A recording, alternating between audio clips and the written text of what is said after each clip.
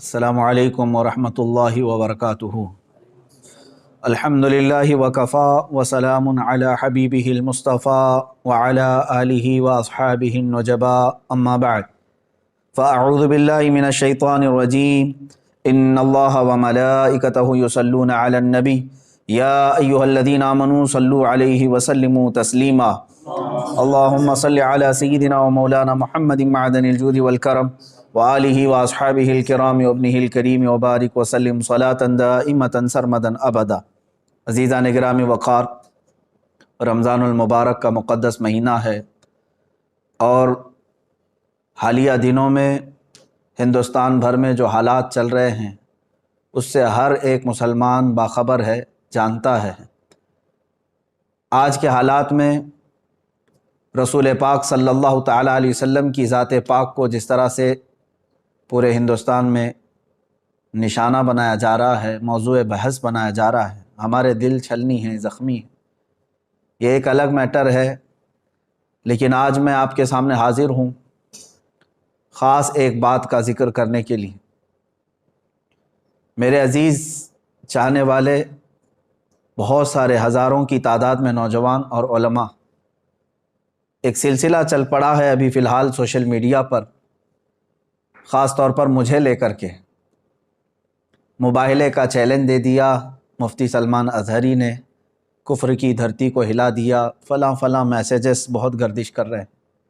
اے میرے عزیزو، میں آپ کو اس بات کا کھل کر کے اظہار کرنا چاہتا ہوں کہ مجھ جیسے ایک کمتر طالب علم نے کون سا کمال کر دیا ہے۔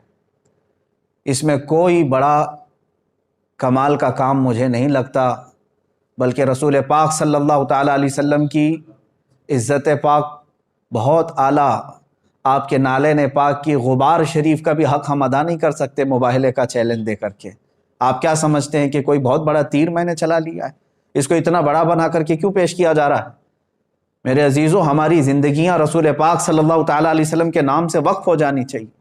زندگی میں اگر ایک مرتبہ ہم نے کسی کو چیلنج کیا ہے تو آپ تمام حضرات اتنے ہی میں خوش ہو کر کے مگن ہو گئے اور سارے لوگ موضوع بحث اسی کو بنائے ہوئے ہیں۔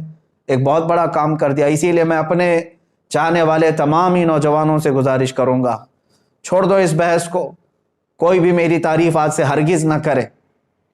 بہت سارے نوجوان آج اسی کام میں مصروف ہو گئے ہیں، سوشل میڈیا پہ سٹیٹس رکھنا، ڈی پیاں رکھنا میرے نام کی، میرے تصویر کی، اور پھر الگ الگ القابات اس میں لگانا، امیر کا، قائد کا، اور نہ جانے کیا کیا القابات۔ مجھے شرم آتی ہے، آج مجھے افسوس ہے اس بات میں کہ اے نوجوانوں، تمہاری غیرت کب جاگے گی؟ جس ملک میں رسول پاک کو گالیاں دی جا رہی ہیں، ان کے دربار کے ایک کتے کو تم اتنی بڑی عزت سے دیکھنا چاہتے ہو؟ میں ہرگز اس چیز سے پسند نہیں کرتا، نہ میرے نام کے نعرے لگائے جائیں، نہ ہی میرے نام کے ساتھ کوئی لقب لگایا جائے۔ میں نے ہرگز ناموری کے لیے نہیں کیا ہے۔ اے نوجوانوں، میرے نام کو ہٹا دو، اور یہ سوشل میڈیا پر بحث بازی کرنا میرے متعلق، میری تعریف میں میری حمایت، جو تنقید کر رہے ہیں ان کو ہزاروں سلام، یقیناً میں تنقید کے قابل ہوں۔ جو علماء میرے متعلق قدغن لگا رہے ہیں ان کو ہزاروں سلام، وہ میری غلطیوں کو صحیح کرنے کی کوشش کر رہے ہوں گے، لیکن مجھے ڈر تعریف کرنے والوں سے۔ یہ سب موو ہو گئے رسول پاک صلی اللہ تعالیٰ علیہ وسلم کی تعریف کو چھوڑ کر کے تم ایک ادنا طالب علم کی تعریف میں لگ گئے ہو۔ میری تعریف بند کرو، میرے نام سے ڈی پیاں رکھنا اور سٹیٹس رکھنا بند کرو۔ نوجوانوں، میں تم سب سے گزارش کروں گا، یہ وقت ہے تمہارا رسول پاک صلی اللہ علیہ وسلم کی عزت کے دفاع میں گزارنے کا۔ کیا ہی اچھا ہوتا کہ میرے نبی کی عظمتیں تم بیان کرتے اور لوگوں کو میرے رسول پاک صلی اللہ تعالیٰ علیہ وسلم کے اخلاق کریمانہ بتاتے۔ تم آج یہ سوچ رہے ہو کہ ہم نے ایک کافر، پاکھنڈی اور ذلیل کتے کو حقانیت ظاہر کرنے کے لیے موبائلے کا چیلنج کیا تو ایک بہت بڑا کمال کر دیا۔ میرے متعلق یہ کہا جا رہا ہے ان کی جرأت کو سلام، ان کی بہادری کو سلام۔ کون سی جرأت ہے، کون سی بہادری ہے؟ یہ ہر عاشق رسول، ہر مومن کا فرض تھا۔ میرے عزیزوں، میں نے کوئی کمال کا کام نہیں کیا ہے۔ رسول پاک صلی اللہ تعالیٰ علیہ وسلم کی اس زندگی پاک کے بعد جس رسول نے راتوں میں رو رو کر کے ہم غریبوں کو یاد کیا ہو، کیا ان کے آنسوؤں کے ایک قطرے کا حق ادا کر سکتے ہو؟ اے مسلمانوں، رسول پاک صلی اللہ تعالیٰ علیہ وسلم نے جو ہمارے ساتھ محبت فرمائی، بلکہ ماں عائشہ صدیقہ رضی اللہ تعالیٰ عنہ فرماتی ہیں بجلیاں گرجتی اور ابر آلود ہو جاتا آسمان تو میرے آقا باہر نکل آتے گھر سے اور استغفار کرتے اور یوں عرض کرتے کہ مولا یہ بجلیاں کہیں میری امت پر عذاب بن کر نازل نہ ہو جائے، اور حضور اکرم صلی اللہ تعالیٰ علیہ وسلم استغفار فرماتے، جب بجلیاں ہٹ جاتی تو پھر آپ گھر میں تشریف لاتے۔ آپ اندازہ کرو، ماں عائشہ فرماتی ہیں کہ رسول پاک صلی اللہ علیہ وسلم ہمیشہ ابر کو دیکھ کر، بجلیوں کو دیکھ کر کیوں گھبراتے؟ حضور اکرم صلی اللہ تعالیٰ علیہ وسلم فرماتے ہیں پچھلی امتوں پر جب عذاب آتا تھا تو پہلے آسمان اسی طرح ابر آلود ہوتا، بجلیاں آتی اور پھر ان پر ہلاکت کے بادل برس جاتے تھے۔ مجھے ڈر ہے کہ میری امت پر کہیں اس طرح کے عذابات نہ آ جائیں۔ جو نہ بھولا ہم غریبوں کو رضا۔ اے امت کے غیور نوجوانوں، آج میرے جذبات بے قابو ہیں۔ ہند کی اس سرزمین پر ہم چھوٹی چھوٹی سی باتوں کو لے کر کے یہیں پر تعریف کے پل باندھنے لگ گئے۔ رسول پاک صلی اللہ تعالیٰ علیہ وسلم کی امت سے جو محبت ہے اس کا ایک ذرہ بھی ہم ادا نہیں کر سکتے۔ ہم جیسے لاکھوں کا سر بھی کٹ جائے تو رسول پاک صلی اللہ تعالیٰ علیہ وسلم کے نالین پاک کا بھی حق ادا نہیں کر سکتے۔ میرے عزیزو، مصطفیٰ کریم صلی اللہ تعالیٰ علیہ وسلم اپنے آخری وقت میں بھی جس دن حضور کا وصال ہوا اس دن بھی اپنی امت کی خیر کے لیے دعا فرمائی، اپنی امت کی خیر کے لیے دعا فرمائی کہ اے رب ذوالجلال، جو سکرات کی تکلیف ہے وہ میری امت پر نہ آئے، اور جو رسول پاک صلی اللہ تعالیٰ علیہ وسلم قبر انور میں سونے کے وقت بھی اپنی غریب امت کو یاد فرمائیں، معراج کے سفر میں اپنی غریب امت کو یاد فرمائیں۔ اب مجھے بتاؤ کہ ہم نے رسول پاک صلی اللہ تعالیٰ علیہ وسلم کا کون سا حق ادا کیا؟ اے میرے عزیزو، آج کلیجہ منہ کو آتا ہے، دل چھلنی ہے، اس لیے کہ میں تاریخ پڑھ کر کے دیکھا حضور پاک صلی اللہ تعالیٰ علیہ وسلم کو مکہ والوں نے ستایا بہت ہے اور پریشان بھی بہت کیا ہے۔ حضور اکرم صلی اللہ تعالیٰ علیہ وسلم کا سوشل بائیکاٹ بھی کیا ہے، ان کے صحابہ کے ساتھ ظلم و ستم بھی کیا ہے، لیکن ایک بات یاد رکھنا، ان کے دشمنوں میں ابو جہل بھی کھڑا تھا، ابو لہب بھی کھڑا تھا، عتبہ و شیبہ بھی کھڑے تھے۔ پوری تاریخ اسلام کی کتابیں اٹھا کر کے دیکھ لینا، ان ظالموں نے حضور کے ساتھ دشمنی تو کی، لیکن اس ہندوستان کے پاکھنڈی کی طرح میرے نبی کو اتنی گندی گالیاں کبھی نہیں دی تھی۔ حضور پاک صلی اللہ تعالیٰ علیہ وسلم کے اخلاق پر کسی نے انگلی نہیں اٹھائی، کسی نے رسول پاک صلی اللہ علیہ وسلم کو یہ نہیں کہا تھا آج تک کہ وہ عورتوں کی دلالی کرتے تھے، کبھی نہیں۔ آج جس منزل پہ ہم پہنچے ہوئے ہیں، مکہ کے ان کے جانی دشمنوں نے بھی یہ جملے استعمال نہیں کیے تھے۔ آج ہماری یہ نحوست نہیں ہے تو اور کیا ہے؟ اے میرے عزیزو، رسول پاک صلی اللہ تعالیٰ علیہ وسلم کی عزت کی حفاظت کی خاطر جو صحابہ اکرام رضوان اللہ تعالیٰ علیہم اجمعین اپنی قربانیاں پیش کر چکے، میں دو چند باتیں عرض کرتا ہوں۔ آج ہم اپنے گھروں میں بیٹھ کر کے سوشل میڈیا پر آوازیں اٹھا کر کے یا سڑکوں پر ایک آدھ بار نکل کر کے یہ کہتے ہیں کہ رسول پاک صلی اللہ تعالیٰ علیہ وسلم کی عزت کی حفاظت کے لیے ہم کھڑے ہو گئے، اور اتنے ہی پر ہم جیسے نکموں کو مرد مجاہد کا لقب دے دینا، ہم جیسے کم ظرف لوگوں کو، مجھ جیسے کم علم آدمی کو بڑے بڑے القاب سے نواز دینا، جبکہ کچھ نہیں کیا رسول پاک صلی اللہ تعالیٰ علیہ وسلم کی دفاع میں۔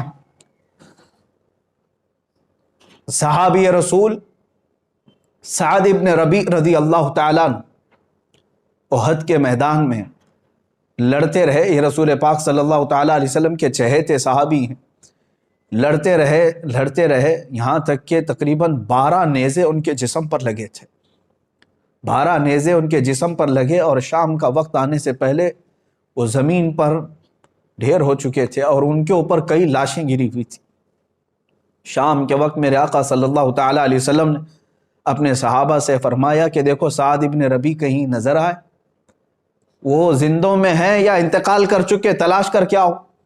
جو تلاش کرنے کے لیے صحابہ گئے، انہوں نے پکارنا شروع کیا میدان میں، احد کے میدان۔ یہ بڑی کڑی جنگ ہے، کفر اور اسلام کے مقابل میں جو جنگ ہوئی تھی، بڑا نقصان مسلمانوں کا اس جنگ میں ہوا تھا۔ پکارنے والے نے جب آواز دی تو بہت اندر سے لاشوں کے بیچ میں سے ایک آواز آنے لگی کہ ہاں سعد ابن ربیع زندہ ہے۔ ہٹائی گئی تو حضرت سعد ابن ربیع کی لاش یعنی جسم پاک دیکھنے والے بتاتے ہیں کہ 12 نیزے ان کے جسم پر لگے ہوئے ہیں، پیٹ پھٹ چکا تھا، پیٹ پھٹ چکا تھا اور خون میں لت پت ہیں، گوشت کے ان کے چھتڑے ادھر سے ادھر ہو گئے ٹکڑے۔ میرے عزیزو، اس عالم میں وہ پوچھتے ہیں کہ اے آنے والے کیا پیغام لے کر کیا ہے؟ تو آنے والے صحابی نے کہا کہ اللہ کے رسول صلی اللہ علیہ وسلم نے تمہیں یاد کیا۔ اس صحابی سعد ابن ربیع نے اتنا کہا، جاؤ میرے آقا صلی اللہ علیہ وسلم کو میرا سلام کہہ دو، میں حضور پاک صلی اللہ تعالیٰ علیہ وسلم تک چل کے آنے کی طاقت نہیں رکھتا۔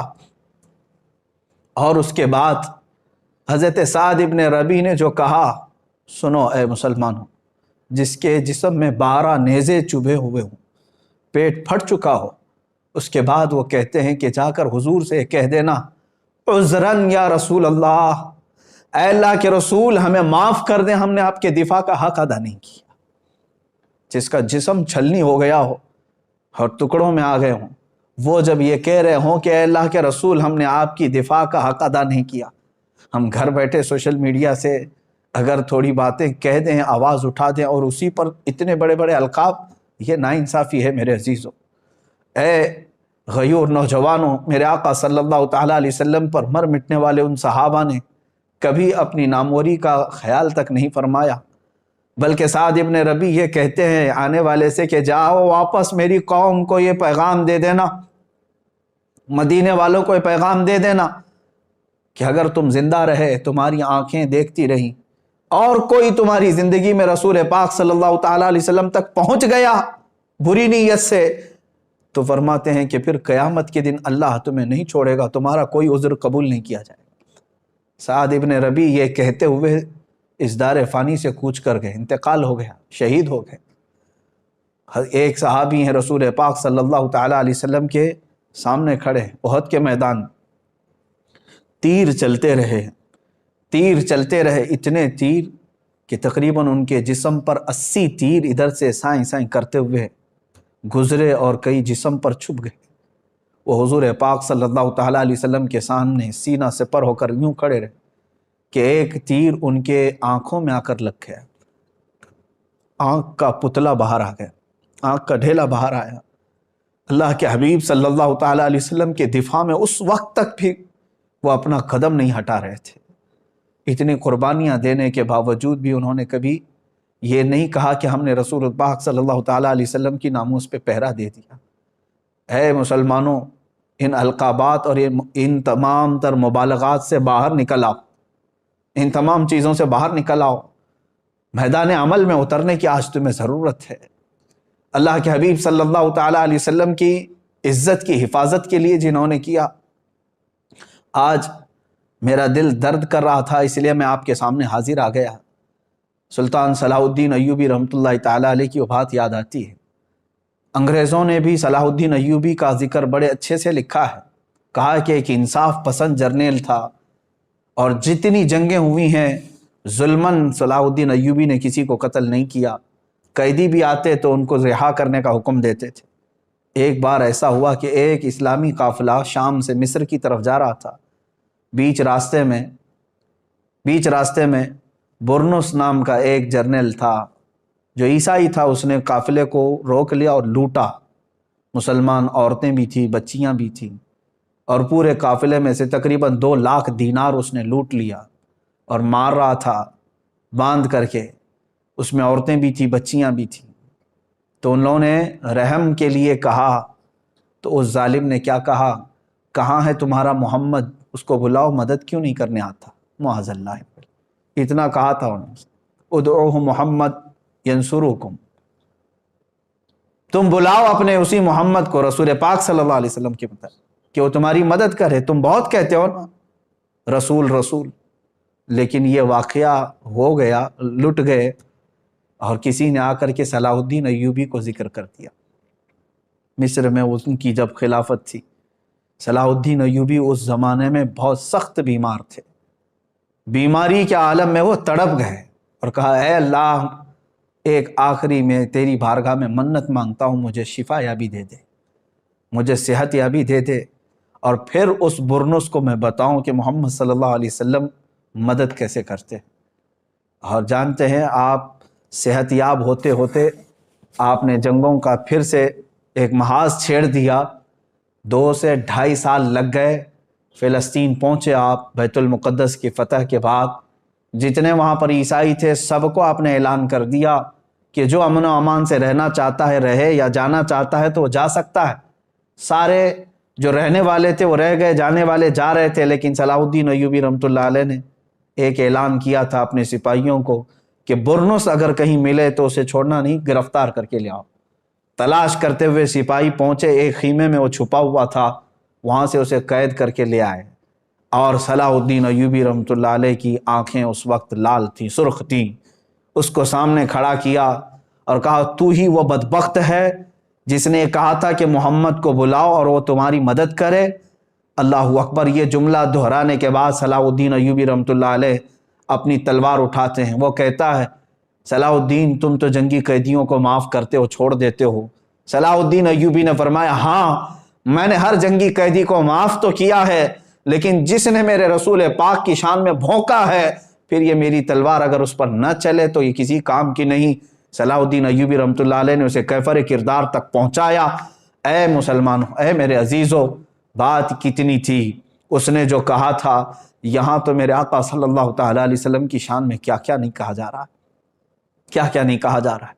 لوگ اب بھی یہ کہتے ہیں کہ مصلحت کے ساتھ اب جینا کس کام کا رہ گیا ہے۔ جہاں پر ہماری سانسوں میں گھٹن پیدا ہو رہا ہے، اسلام کے لیے ان ظالموں نے کہا کہ یہ کوئی ریلیجن ہی نہیں ہے۔ کیا یہ بکواس سوشل میڈیا پر نہیں ہے؟ وہ کہتے ہیں یہ کوئی دین ہی نہیں ہے، چند گنڈوں نے مل کر کے مال لوٹنے کے لیے ایک سنگٹن بنائی اور یہ مذہب بنا دیا۔ میرے اسلام اور حق دین کو اس طرح کے جملے استعمال کیے۔ اللہ کے نبی صلی اللہ تعالیٰ علیہ وسلم کی شان میں جو الفاظ استعمال کیے گئے وہ زبان پر لانا دشوار ہے، اور حد ہو گئی اب اللہ رب العزت کی بارگاہ میں بھی اس طرح کے جملے کہنا اور شیطان سے منسوب کر دینا۔ اے مسلمانوں، کیا اب بھی یہاں پر ہم ان تمام چیزوں کو سن کر کے خاموش رہیں؟ یہی تمام معاملات تھے جس کی وجہ سے اس بے قرار دل نے اس کفر کی دھرتی کو پکارا کہ آ جا، اگر تجھے اتنا یقین ہے تو اللہ رب العزت اور رسول پاک صلی اللہ علیہ وسلم اور اسلام و قرآن کی شان کیا ہے ہم بتاتے ہیں۔ میرے عزیزو، یہ موبائلے کا چیلنج ایک طرف تھا، اس کو چھوڑو میری طرف، مگر اب میں ان تمام علماء سے کہتا ہوں، یہاں پر بہت سارے علماء اکرام ابھی سوشل میڈیا پر ایکٹیو ہو چکے ہیں۔ کس بارے میں؟ اسی بارے میں لے کر کے کہ مفتی سلمان اظہری نے مباہلے کا چیلنج دے دیا، بعض تنقید میں بعض تعریف میں ہے۔ میں تنقید کرنے والوں کو ایک جملہ بھی نہیں کہنا چاہتا، بہت محترم وہ علماء ہیں، مجھے کوئی غرض نہیں میری تنقید اور تعریف سے، لیکن تعریف کرنے والے علماء جس میں بہت سارے ہیں جنہوں نے مسلسل 2 دن سے اپنے اوقات لگا دیے ہیں، میں ان سب سے گزارش کروں گا، اے گروہ علماء، اللہ تبارک و تعالیٰ نے تمہیں علم کی امانت سپرد کی ہے۔ حد ہو گئی، مجھے تعریف کے جو لیٹر بھیجے جا رہے ہیں، آڈیو بھیجے جا رہے ہیں، میسیجز بھیجے جا رہے ہیں، میرا دماغ پکنے لگ گیا کہ یہ سارے لوگ مل کر کے جتنی میری تعریف پر لگ گئے، کاش رسول پاک صلی اللہ تعالیٰ علیہ وسلم کے لیے لگاتے تو انہیں بہت بڑا اجر ملتا۔ میں تو ایک سادہ سا آدمی تھا، آج ہے کل مر جاؤں گا، ہماری کوئی تاریخ نہیں ہے، ہماری اپنی کوئی حیثیت نہیں ہے، ہم نے جو کچھ بھی کیا ہے وہ صرف رسول پاک صلی اللہ تعالیٰ علیہ وسلم کی محبت کا ایک درد تھا۔ میرے عزیزو، اگر میں نہیں اٹھتا تو کوئی نہ کوئی ایک عام نوجوان بھی اٹھتا۔ اس میں ابھی مجھے بھیجی گئی ہے، کئی علماء ہیں، میں اب کتنوں کے نام ذکر کروں۔ مفتی گلفام صاحب نے ابھی ایک بیان نشر کیا، بار بار انہوں نے یہ اس میں تائید کا اظہار کیا کہ ہم کھڑے ہیں، مباہلے میں ہم آنے کو تیار ہیں۔ مفتی عالمگیر اشرف صاحب، مولانا طارق انور مصباحی صاحب، مفتی راحت علی صاحب، مفتی نثار احمد مصباحی صاحب، یہ تمام علماء، مولانا توصیف صاحب سنبھل سے، اور کئی جگہ کے بڑے بڑے علماء جو تنظیمیں چلاتے ہیں، کرناٹک سے، راجستھان سے، اور کئی خلفاء اور مشائخ، میں ان سب سے گزارش کروں گا، اے گروہ علماء، اللہ نے آپ کو قلم کی اور زبان کی جولانیت عطا کی۔ میں دیکھتا ہوں یہ میرے محترم علماء جب لکھتے ہیں اس میں بہت اچھی تحریریں ہیں ان کی، لیکن میرے دفاع کے لیے اپنے قلم کو استعمال کرنا بند کر دو۔ جو تنقید کر رہے ہیں وہ ٹھیک ہے، لیکن تعریف کرنے والے علماء، میری ایک عاجزانہ اپیل ہے آپ سب سے، عاجزانہ اپیل ہے، میں کوئی دکھاوے کے لیے بات نہیں کر رہا ہوں، قلم اٹھاؤ، اسلام پر جتنے حملے یہ پاکھنڈی کر رہے ہیں ان کا منہ توڑ جواب دو۔ اللہ نے تمہیں قلم کی برکت عطا کی ہے، زبان کی اللہ نے جولانیت عطا کی ہے، اٹھاؤ، تقابل ادیان کو دیکھو آپ۔ اور آریہ سماج کے پنڈتوں نے جتنے اعتراضات کیے تھے ان اعتراضات کے جواب علماء حق نے، علماء ربانیین نے دیے۔ اے علماء، آج کام تمہارا اس کے لیے ہے، اللہ نے تمہیں چنا ہے، آپ ہٹا دو اس سلمان اظہری کے نام کو، ہٹا دو اس کو، موضوع سخن ختم کر دو۔ میں تعریف کرنے والے ان تمام علماء کی قدر ضرور کروں گا، محبت ضرور ہے۔ یہ جتنے میسیجز کر رہے ہیں، آڈیو بھیج رہے ہیں یا تحریریں بھیج رہے ہیں، یہ تمام کی ضرورت قطعاً نہیں ہے، قطعاً نہیں ہے۔ میں سب سے کہتا ہوں کہ لگ جاؤ دین اسلام کی حمایت کے لیے اور رسول پاک صلی اللہ تعالیٰ علیہ وسلم کی عظمت و شان بیان کرنے کے لیے۔ آپ لکھو، دوسری زبانوں میں اسے ٹرانسلیٹ کیا جائے، ہندوؤں کو بھی بتایا جائے کہ اس پاکھنڈی نے جس غلیظ انداز میں اعتراضات کیے یہ جھوٹا ہے اور دنیا کا سب سے بڑا جھوٹا ہے۔ اسلام کے متعلق اور قرآن کو جس طرح دہشت گردی سے جوڑنے کی کوشش کی جا رہی، اس پر کام کریں آپ سب مل کر کے۔ جو خطبہ ہیں وہ آپ میرے دفاع میں نہ آئے، آپ دفاع ناموس رسالت کے لیے اپنا وقت قربان کریں، رسول پاک صلی اللہ تعالیٰ علیہ وسلم کے لیے۔ اور ہر کوئی اب یہ مباہلے کے چیلنج دینے کے لیے اس کی ضرورت نہیں رہ گئی۔ میں پوچھتا ہوں، اے نوجوانوں، اے مسلمانوں، آپ کا دل یہ کہتا ہے؟ ذرا ضمیر پر ہاتھ رکھ کر کے، دل پر ہاتھ رکھ کر کے یہ سوچو، وہ خبیث مردود ملعون جو بھونکتا ہے رسول پاک صلی اللہ تعالیٰ علیہ وسلم کی شان میں، اور جانوروں کا پیشاب پینے والا اور بلاತ್ಕಾری میں جیل جانے والا، کیا اس کی حیثیت ہے کہ وہ مباہلہ کرے؟ کیا آپ کو ذرا برابر لگتا ہے؟ بہرحال یہ اسلام کی حقانیت کو ظاہر کرنے کے لیے جو کہہ دیا تھا وہ ہے، انشاءاللہ وہ برقرار رہے گا، لیکن آپ اب اپنا وقت اس بارے میں نہ لگاؤ، میری حمایت میں، میری تائید میں۔ ہاں، دعا ضرور کریں، میں دعاؤں کا محتاج ضرور ہوں، دعاؤں کا محتاج ضرور ہوں۔ اور سچ بات میں بتاؤں، حقیقت میں میرے عزیزو، ہم نے ایک کتے کے برابر بھی کام نہیں کیا ہے ابھی۔ بڑی بات نہیں کہہ رہا ہوں، اس لیے کہ تاتاریوں نے بغداد پر حملہ کیا تھا تو تاتاری بادشاہ نے ایک بار علماء حق کو زنجیروں میں باندھ کر کے اپنے دربار میں الٹا لٹایا اور ایک عیسائی پادری کو بلا کر کے کہا کہ ان کے نبی کی شان میں جتنی بری باتیں ہو سکتی مغلظات بکو ان کے سامنے، یہی ان کو سزا ہے، ان کے لیے دردناک سزا ہے۔ جن کے زنجیروں میں ہاتھ بندھے ہوئے ہیں وہ لیٹے ہوئے ہیں دربار میں، بڑے مجمع کے ساتھ سپاہی بھی موجود ہیں۔ بادشاہ کا اس دربار میں کتا تھا جو زنجیر سے بندھا رہتا تھا، سونے کی زنجیر سے۔ میرے عزیز و تاریخ کی کتابوں میں اٹھاؤ، بڑے معتمد اور مستند علماء اسلام نے اس کو نقل فرمایا ہے۔ جیسے ہی وہ پادری رسول پاک صلی اللہ علیہ وسلم کی شان میں ہرزہ سرائی شروع کیا، کتا بھونکنے لگ گیا، وہ خاموش ہوا۔ تھوڑی دیر کے بعد پھر وہ مغلظات بکنے لگا، کتا پھر بھونکنے لگا۔ لوگوں نے کہا تیری تقریر پہ، تیرے بیان پہ تو نہیں بھونک رہا ہے۔ اس نے کہا ارے وہ جانور ہے، میں جو بول رہا ہوں اس کی کیا سمجھ میں آتا ہے۔ تیسری بار جب پھر وہ مغلظات شروع کیا، محمد ایسے، محمد ویسے، معاذ اللہ رب العالمین، کتا زنجیر توڑ کر کے اچھل کر کے آیا اور دم زدن میں اس پاکھنڈی پادری کے اوپر چڑھ گیا اور اس کو دم زدن میں چیر کر رکھ دیا۔ سب کے سامنے اس کتے نے اس کی زبان کو ختم ہی کر دیا، وہ مر گیا اسی جگہ پر۔ اس واقعے کو نقل کیا ہے معتمد علماء اسلام نے، اور اس کی اس بات کو دیکھ کر کے پورے مجمع میں ایسی ہیبت طاری ہو گئی، ایسی ہیبت طاری ہو گئی کہ ایک جانور ہے اور وہ گستاخی کو نہیں سنبھال سکتا، سن نہیں سکتا، برداشت نہیں کر سکتا، اور پھر ایسا حملہ کیا۔ اس مجمع کے بعد کئی لوگ دائرہ اسلام میں بھی داخل ہوئے، جو کفر و شرک کی دھرتی میں موجود تھے وہ دائرہ اسلام میں آئے۔ اسی لیے میں نے کہا کہ اس کتے کے برابر بھی کام نہیں کیا۔ میرے عزیزو، آپ سب سے میں یہی کہوں گا کہ آپ تمامی حضرات اپنے اس قیمتی وقت کو میرے دفاع میں، تائید میں، حمایت میں نہ صرف کریں۔ جو رسول پاک صلی اللہ تعالیٰ علیہ وسلم سے تھوڑی سی بھی محبت رکھتا ہے، میں ہر سنی نوجوان سے آج کہوں گا، اگر تمہیں آج کا یہ موبائلے کا چیلنج ہاٹ ٹاپک لگتا ہے، ہاٹ ایشو لگتا ہے، اور دیکھنا چاہتے ہو کہ اب کیا ہوگا، کل کیا ہوگا، انشاءاللہ العزیز 17 رمضان المبارک کو حق واضح ہو ہی جائے گا، لیکن اس سے قبل میں ہر سنی جوان سے یہ کہوں گا کہ آ جاؤ، مصطفیٰ کریم صلی اللہ تعالیٰ علیہ وسلم کے قدموں میں تمہاری عزت ہے۔ تم نے پوری زندگی بھر نہ جانے کتنے غلامیوں کے پٹے اپنے گلے میں ڈال رکھے ہیں، تم اپنے گلوں سے ان زنجیروں کو توڑ کر کے آ نہیں پا رہے ہو۔ کتا تو سونے کی زنجیر بھی توڑ کر کے آ گیا تھا، اب ہمارے پاس جو غلامی کی زنجیریں ہیں وہ فیشن پرستی کی زنجیریں ہیں، مصلحت پسندی کی زنجیریں ہیں، گناہوں کی لت جو پڑی ہے یہ زنجیریں ہیں، بزدلانہ زنجیریں تمہارے گلوں میں پڑی ہوئی ہے، توڑ کر کے آ جاؤ۔ کون کہتا ہے کہ رسول پاک صلی اللہ تعالیٰ علیہ وسلم کا چہرہ خراب تھا؟ تمہیں یقین نہیں ہے؟ دنیا کا سارا حسن و جمال میرے رب ذوالجلال نے میرے مصطفیٰ کو عطا کیا تھا، اس حسین رسول پاک صلی اللہ تعالیٰ علیہ وسلم کے تم پیروکار ہو، تو پھر کیوں اس رسول پاک کے اخلاق کو اپنانے سے تم ہچکچاتے ہو؟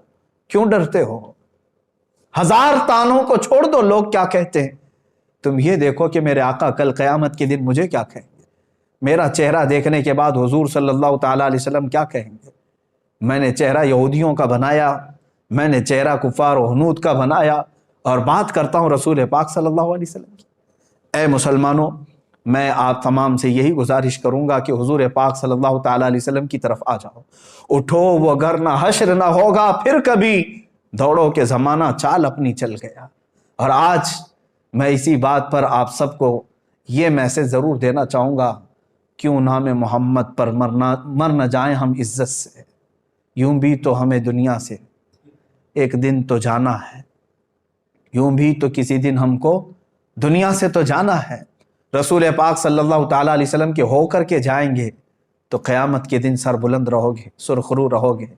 اس لیے کہ میرے عزیزوں، ہمارا یہ قان ہے، ہمارا یقین ہے، ہمارا یہ بھروسہ ہے کہ ہماری قبر میں بھی رسول پاک صلی اللہ علیہ وسلم تشریف لائیں گے۔ قیامت کے دن انہی کی شفاعت اور سفارش ہمارے لیے کام آئے گی، تو دنیا میں ان کے ہو جاؤ اور انہی کی طرف لو لگا لو، اور اپنا جینا مرنا رسول پاک کے لیے کر دو۔ سیدی سرکار اعلیٰ حضرت فاضل بریلوی رضی اللہ تعالیٰ عنہ نے اپنی پوری زندگی دفاع ناموس رسالت کے لیے وقف کر دی۔ ہزار ان کے زمانے میں بھی ان کو لے کر کے تنقیدیں اور تعریفیں ہوتی رہی ہوں گی، لیکن ان کی کتابوں میں مجھے بتاؤ کہاں انہوں نے اپنی تنقید کرنے والوں کے لیے کیا لکھا، تعریف کرنے والوں کے لیے کیا لکھا؟ بلکہ کہیں پر کچھ ملتا نہیں ہے۔ انہوں نے تو صرف یہ کہا ہے، کروں مدح اہل دول رضا، پڑے اس بلا میں میری بھلا، میں گدا ہوں اپنے کریم کا، میرا دین پا رہے نہ نہیں۔ انہوں نے تو زندگی بھر رسول پاک صلی اللہ تعالیٰ علیہ وسلم کے لیے قلم اٹھایا۔ میں خاص طور پر آج سوشل میڈیا پر ایکٹیو علماء کے لیے ہی سامنے آیا تھا کہ آج قوم آپ کی طرف دیکھ رہی ہے، اور آپ مجھ جیسے ایک کمتر اور چھوٹے سے طالب علم کے دفاع میں اور حمایت میں اپنے قلموں کا استعمال نہ کریں۔ حضور پاک صلی اللہ تعالیٰ علیہ وسلم کے لیے، شان اسلام کے لیے، اور کفار و مشرکین جو بھدے اعتراضات کرتے ہیں ان کا منہ توڑ دنداں شکن جواب دینے کے لیے اپنے قلم کی جولانیت کا استعمال کریں، خطبہ اپنی زبانوں کو انہی کے لیے استعمال کریں، اس لیے کہ اللہ نے یہ امانت کے طور پر آپ کو علم دیا ہے، اور آپ کو یہ علم خرچ کرنا ہی ہے رسول پاک صلی اللہ تعالیٰ علیہ وسلم کی عزت کی حفاظت کے لیے۔ اور آخر میں یہی کہوں گا، جس کو اعلیٰ حضرت رضی اللہ تعالیٰ عنہ نے بطور میسج ہمیں دیا ہے، انہیں جانا انہیں مانا، نہ رکھا غیر سے کام، للہ الحمد میں دنیا سے مسلمان گیا۔ اے میرے عزیزو، آج میں نے یہ جو کچھ بھی باتیں کہیں اس لیے کہ میں بے چین ضرور ہوں، لیکن دنیاوی حالات اور پریشانیوں کو لے کر کے نہیں، کہ میرے اوپر کیا دباؤ بن رہا ہے اس کو لے کر کے میں ہرگز پریشان نہیں ہوں، بلکہ ابھی میں آپ کو بتاؤں، آپ سب حضرات جانتے ہوں گے رمضان المبارک آ چکا ہے۔ کل ہی میرے پاس ایک نوجوان بچہ آیا، انجینئر بھی ہے، بیٹھے تھوڑی دیر بات کرنے کے بعد بتایا اس نے کہ پچھلے 1.5 مہینے سے وہ کھانے کو، گوشت کو ہاتھ تک نہیں لگایا، صرف اس لیے کہ جس جگہ رسول پاک صلی اللہ تعالیٰ علیہ وسلم کو گالیاں دی جا رہی ہوں اور میں نرم نرم غذائیں کھاؤں۔ اس نوجوان کی اس بات کے بعد کیا ہمارا دل کھول نہیں جاتا؟ ہم بھی تو آج سارے لوگ مستیوں میں ہیں، ہمارے پاس جو کچھ بھی دیا ہوا ہے وہ رسول پاک کے نام کا ہے، علماء آپ سب کو معلوم ہے، مشائخ آپ سب کو معلوم ہے، ہم آج تک رسول پاک کے نام پر ہی کھا رہے ہیں، حضور پاک صلی اللہ تعالی علیہ وسلم کا نام لیتے ہیں اور کھاتے ہیں۔ لیکن آج تک میری اتنی عمر میں میرے باپ کو، میری ماں کو یا میرے بھائیوں کو ایسی گالیاں تو میں نے اب تک نہیں سنی جس طرح کی گالیاں اس خبیث ملعون نے میرے نبی کو تھی۔ تم بتاؤ، تم اپنی زندگیوں میں نوجوان ہو، تمہیں ایسی گالیاں کس نے دی تھی آج تک؟ تم بتاؤ۔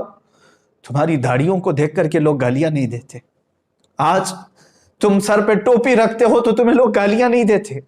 تمہاری ماں کو اور تمہارے باپ کو کس نے اس قدر گالیاں دی تھی؟ تمہیں کبھی کسی نے دلال کہا عورتوں کا؟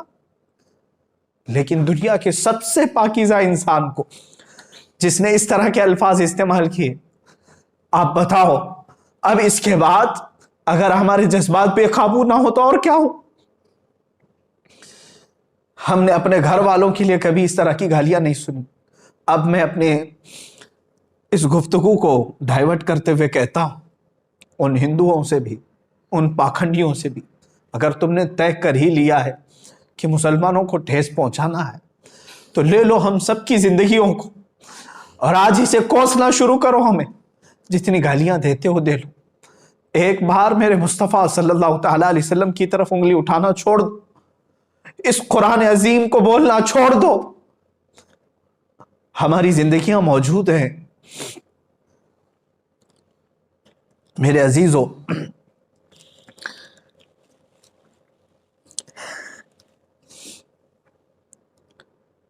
آج رمضان المبارک کی اس شب میں تعریف کے لیے نہیں عرض کرتا، روزانہ ہر رات مدینہ طیبہ سے میرے شاگرد ہیں، بچے ہیں، ایک میرا مخلص شاگرد ہے، وہاں سے فون لگاتا ہے بارگاہ مصطفیٰ میں اور گنبد خضرا کے نیچے سے ویب کانفرنسنگ کے ذریعے سے دیکھ لیتا ہوں، دل کو ٹھنڈک ہوتی ہے۔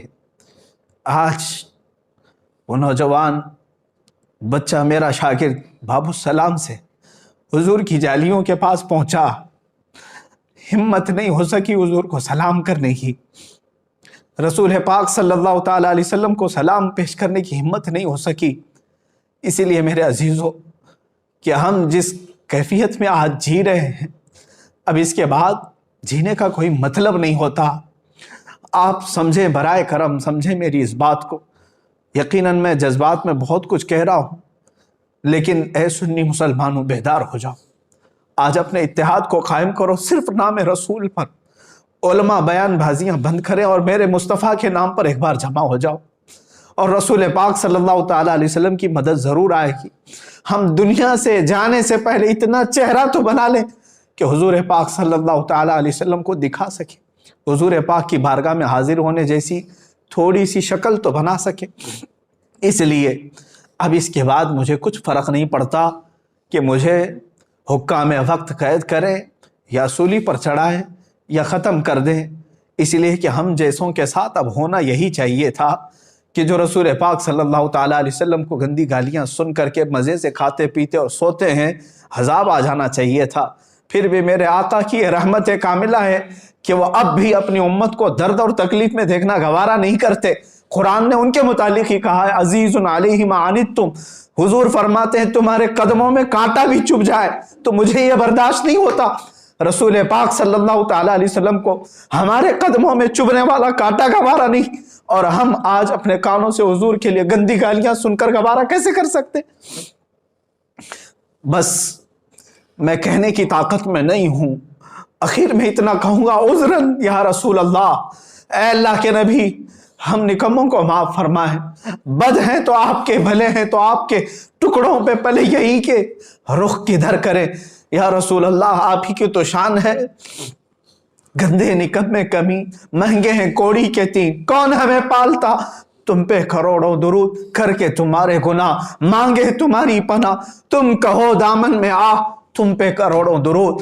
اے رسول مختار صلی اللہ تعالیٰ علیہ وسلم، ہند کے ان ہم جیسے بزدل مسلمانوں کو معاف فرما دے اور قوت حیدری عطا فرمائے۔ علماء کی زبان میں اے اللہ کے نبی طاقت و قوت عطا فرمائے، جوانوں کو بازو میں طاقت و قوت عطا فرمائے، ہم جئیں تو سر بلند کر کے جئیں اور آپ کی شان میں گالیاں سن کر کے نہ جئیں۔ اے رسول پاک، مدد کی بھیک ہے، مدد کی بھیک۔ اے خاصان رسول، وقت مدد ہے، امت پہ تیرے وقت عجب آ کے پڑا ہے۔ وآخر دعوانا الحمدللہ رب العالمین۔